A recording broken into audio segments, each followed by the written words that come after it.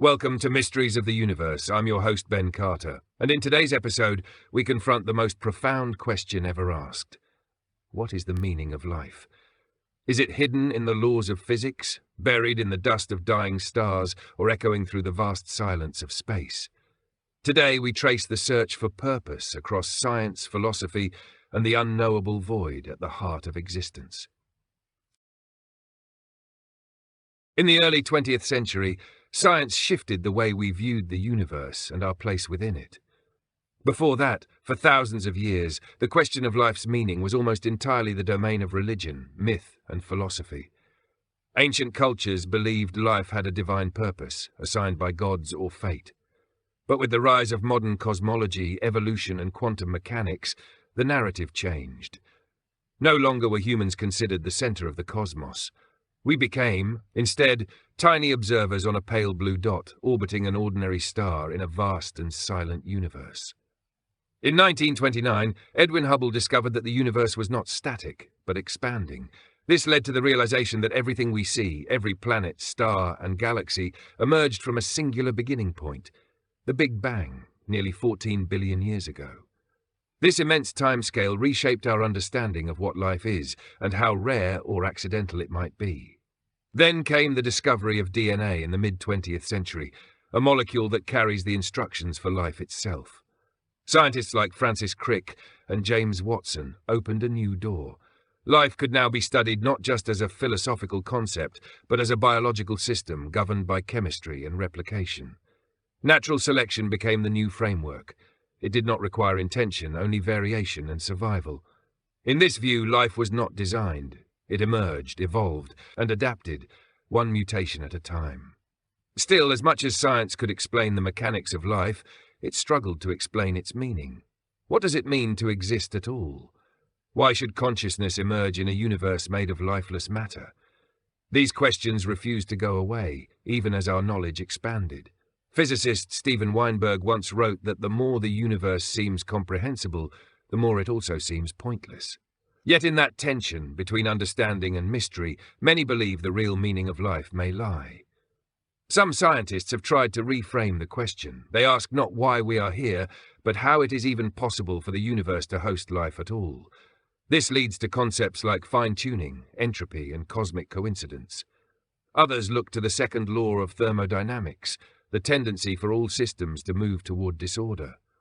From this they ask, if the universe naturally moves toward chaos, then why does life, which creates order, exist at all?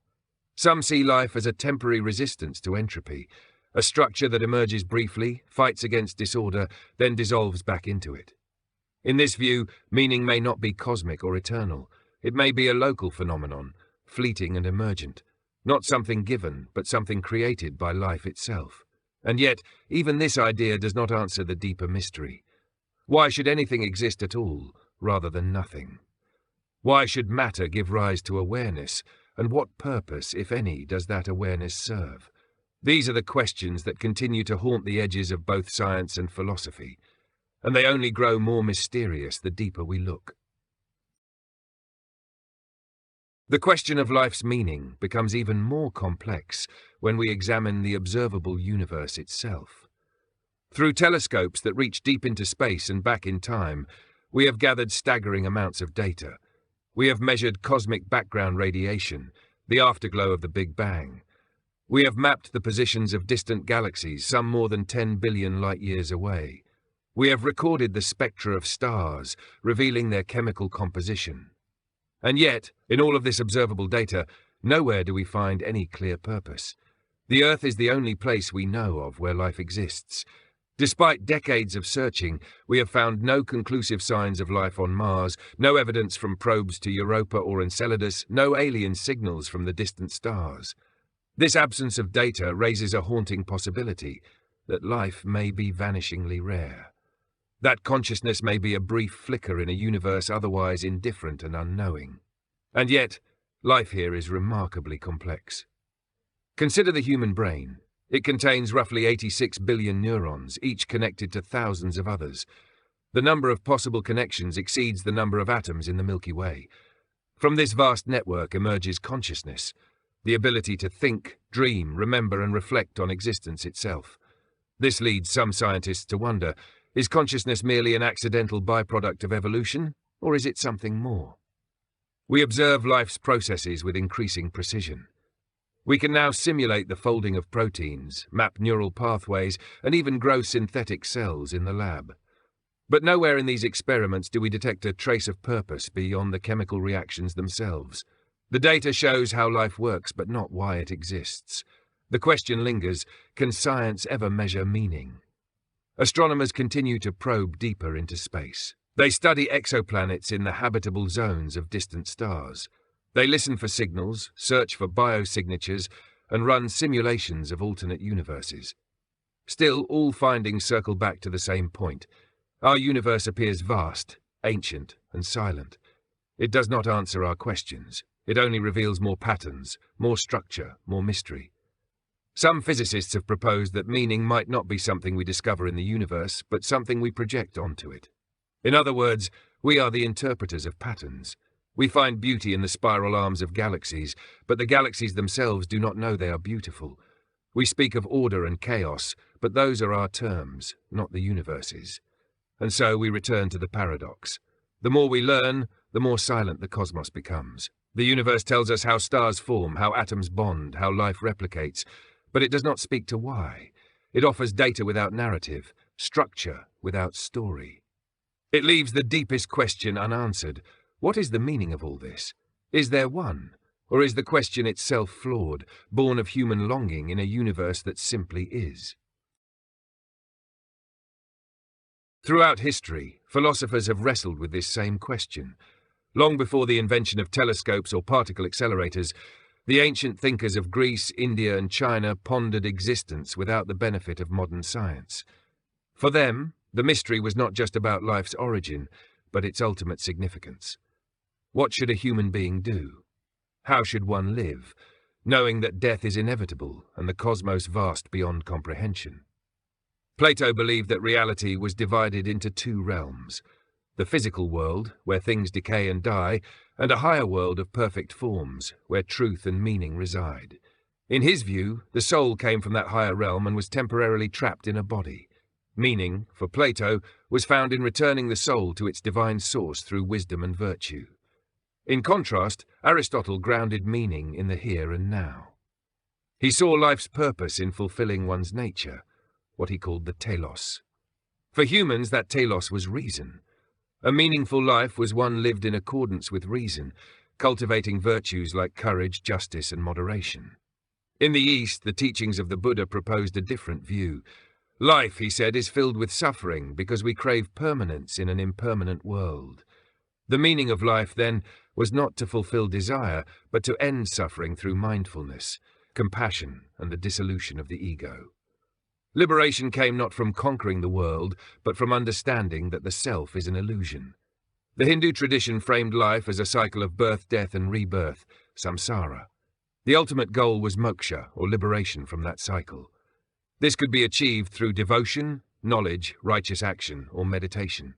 Here again, meaning was not tied to material success, but to transcendence. In more recent centuries, the question shifted. The Enlightenment emphasized reason and human progress.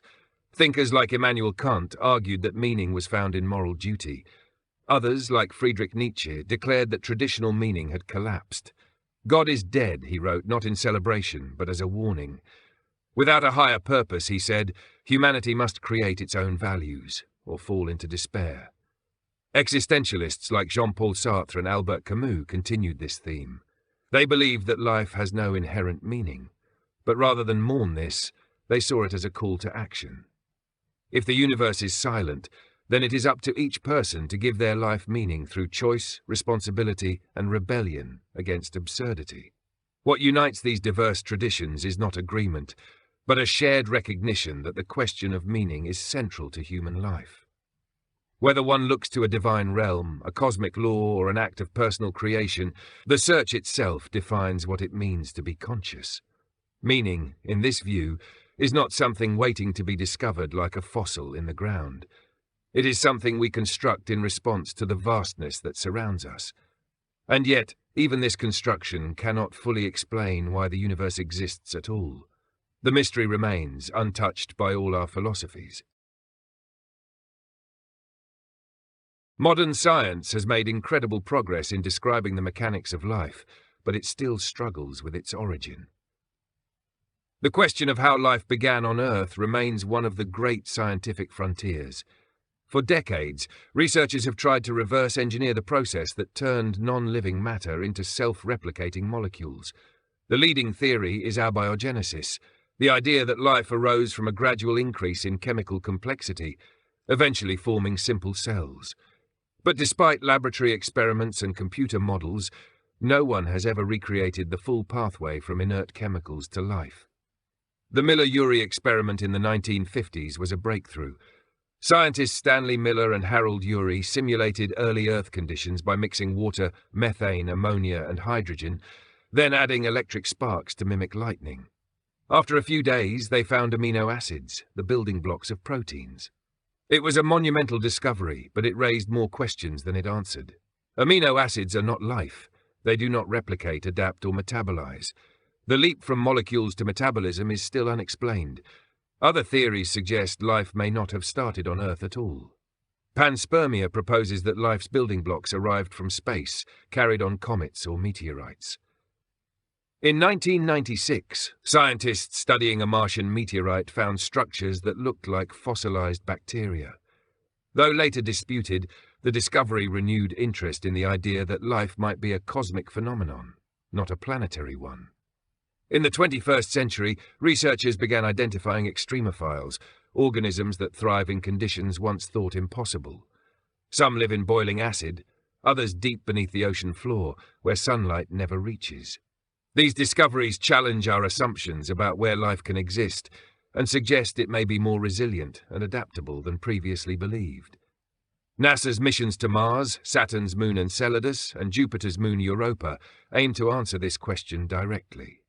Each of these worlds has shown evidence of subsurface water, one of the key ingredients for life as we know it.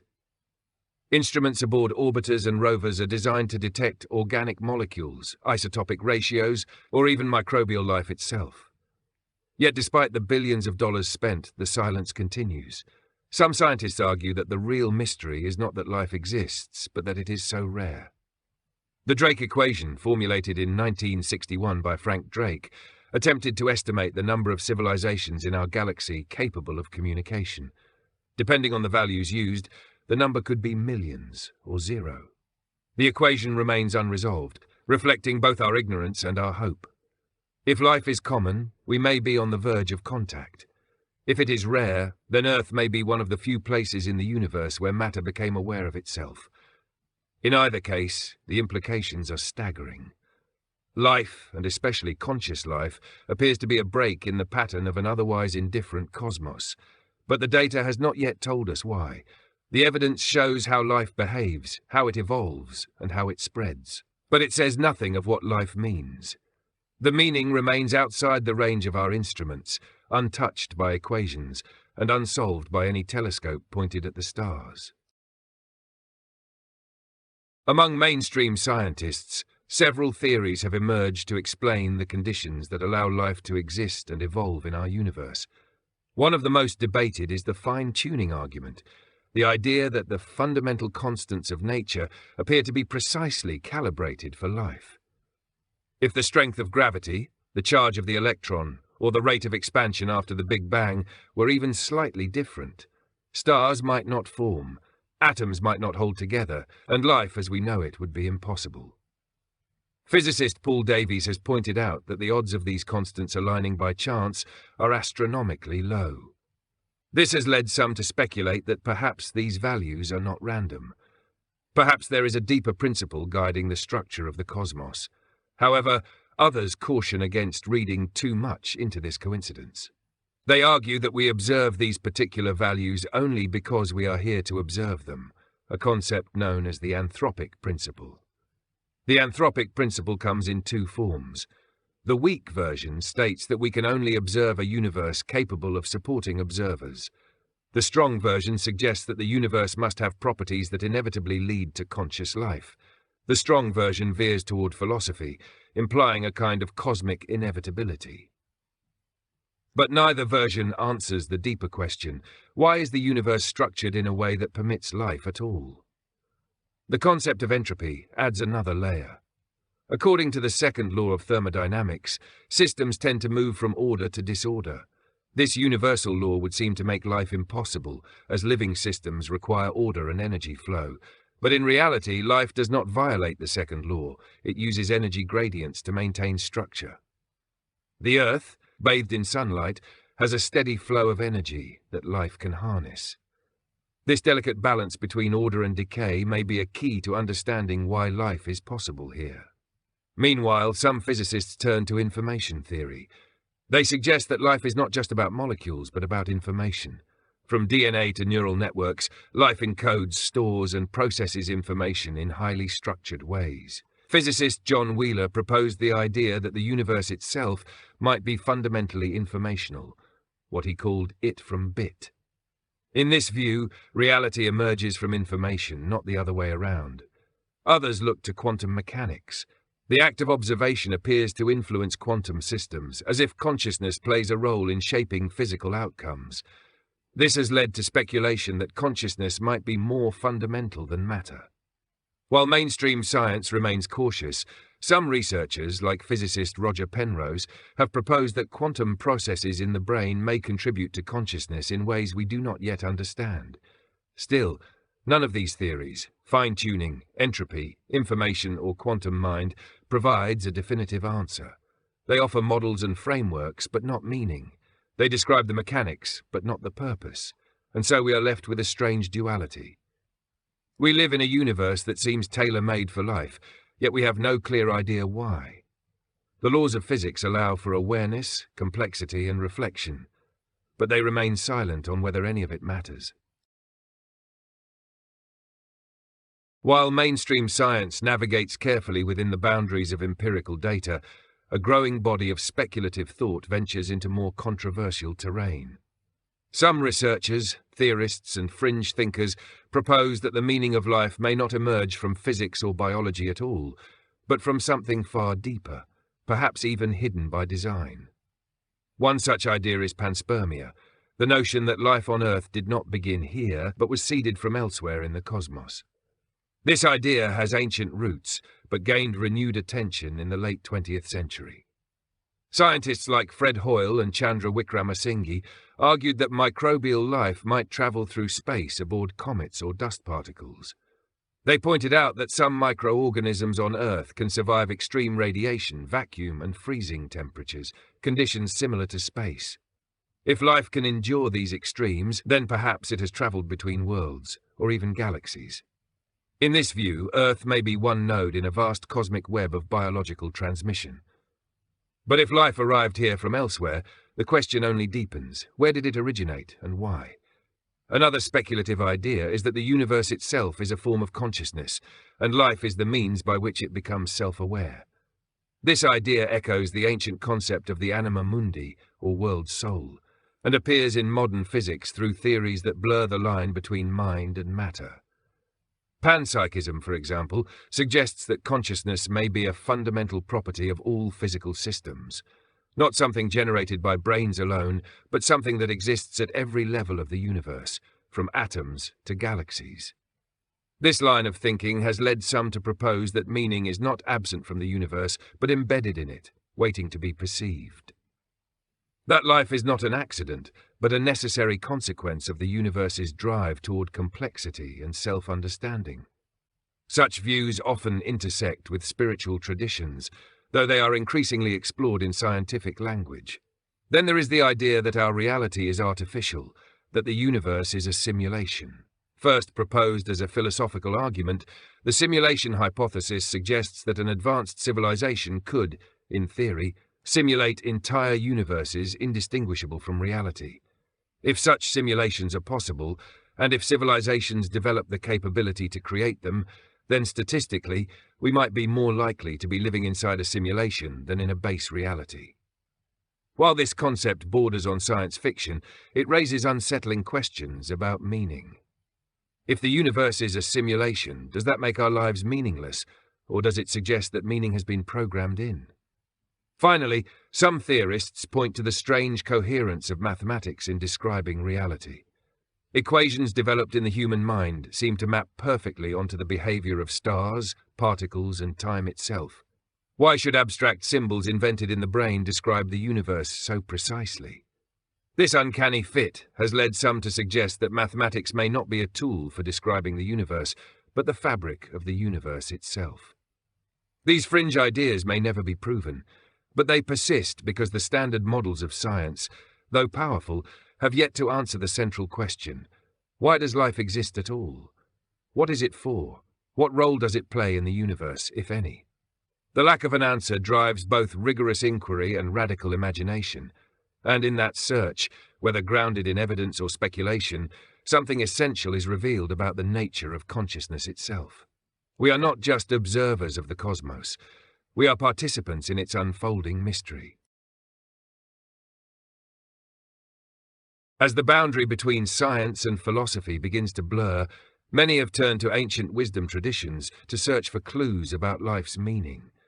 These teachings, passed down through scripture, ritual, and oral history, offer interpretations that view the cosmos not as a random accident, but as a living, meaningful whole.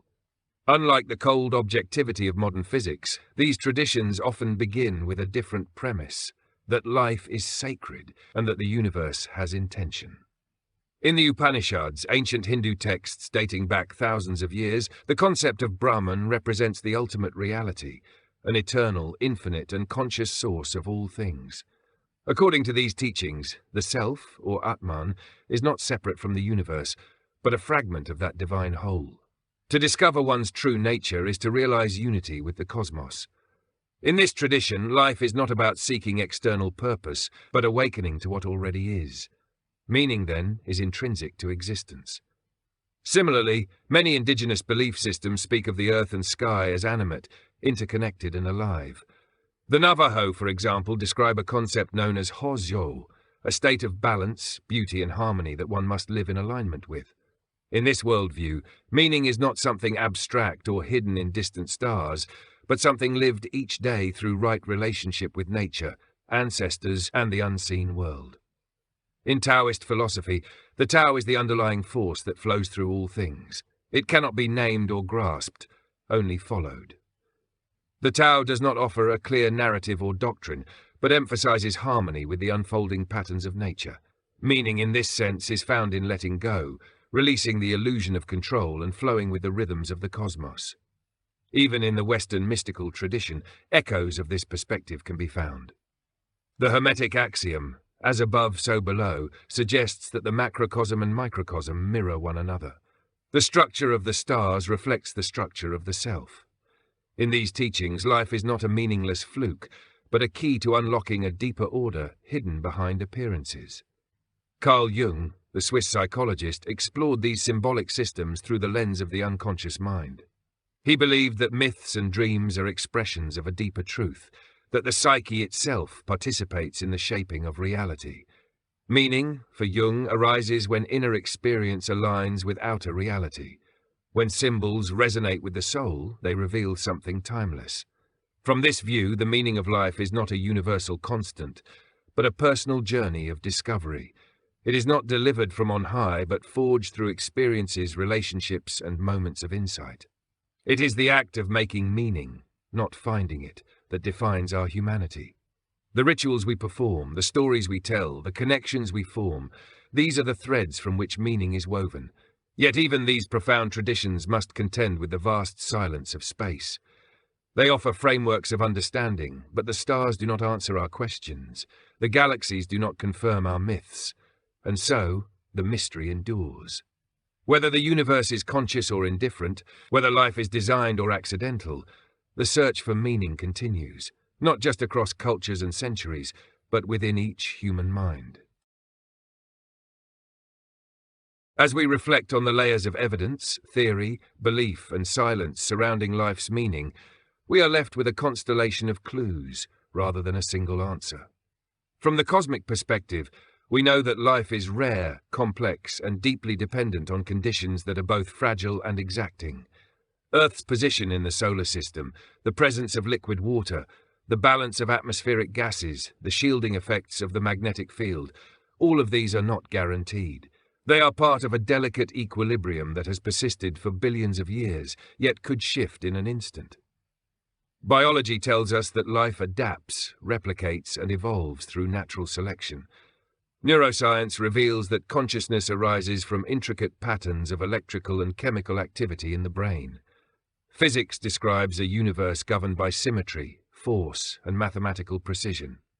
But none of these disciplines, on their own, unlocks the deeper question of why any of this exists at all. They offer pieces of the puzzle, but not the picture on the box. When we step back, we see contradictions and paradoxes. The universe is both ordered and chaotic. It is unimaginably vast, yet subject to laws that can be written on a single page. It creates galaxies of burning gas and quiet forests teeming with life. Within it, molecules arrange themselves into organisms that can contemplate their own impermanence. Why? Some believe the search for meaning is flawed, that it imposes human categories on a reality that transcends them. They argue that the universe has no obligation to make sense to us, and that looking for purpose may be a reflection of our evolutionary psychology, not a feature of the cosmos itself. But even if meaning is a projection, does that make it less real? If a conscious being finds beauty in the stars or hope in the face of death, is that not meaningful by its very nature? Others suggest that meaning may be relational, not absolute, that it emerges in connection, between people, between species, between the observer and the observed. In this view, the universe may not hand us meaning, but it allows us to create it. The act of searching, questioning, and reflecting becomes a form of meaning itself. Throughout history, every culture has asked the same essential question in its own language. From sacred texts to mathematical formulas, from cave paintings to space telescopes, humans have reached outward and inward, trying to understand. The fact that we ask may be more important than whether we find an answer. The question persists because we persist. The mystery remains because we remain within it. The meaning of life, if it exists, may not be a destination. It may be a motion, a pattern, a quiet ripple in the dark. It may be encoded in the very act of living, thinking, feeling, and being aware. Not a final truth, but an unfolding. Not a solution, but an experience. A fragile flame flickering in the wind of an ancient and silent cosmos. Perhaps the greatest mystery is that in a universe where the overwhelming majority is silence, cold, and emptiness, life has emerged at all. And not just life, but minds that ask questions, that reflect, that wonder. We are composed of atoms forged in the hearts of stars, arranged by forces we barely understand, into structures that can fall in love, write symphonies, and mourn the dead. This, in itself, may be the closest thing we have to an answer. The universe does not seem to speak in words. It does not declare purpose in any language we can translate. But still, we listen. And in the patterns of the galaxies, in the orbits of planets, in the spirals of seashells and the firing of neurons, we sense that something profound is at work, whether by chance or by design. The philosopher Blaise Pascal once said that man is but a reed, the most feeble thing in nature, but he is a thinking reed. It is not from space that we must derive our dignity, but from our capacity to reflect. We may be small in the scale of galaxies, but our thoughts span time. We remember the past, imagine the future, and hold within us the capacity to wonder why. And perhaps this is what sets life apart. Not its structure or its origin or even its persistence, but its restlessness, its refusal to be content with the material alone. The same restlessness that leads a cell to divide, a plant to turn toward the sun, or a spacecraft to leave its home planet. It is a restlessness that moves us to ask questions without answers, and to search in the dark for something we cannot yet name. We are born into mystery, and we return to it. Between those points we are given the chance to live. Whether life has a cosmic meaning or only the meaning we give it, we are part of something larger than ourselves. We are the eyes of the universe, briefly opened. We are its voice, speaking into the silence. And if that is not meaning in the deepest sense, then it may be the beginning of one. Thanks for listening. This has been Mysteries of the Universe. If you enjoyed today's episode, be sure to follow us wherever you get your podcasts. And if you'd like to support the show and unlock bonus content, Subscribe to the Forbidden Knowledge Network on Patreon. Subscribe now.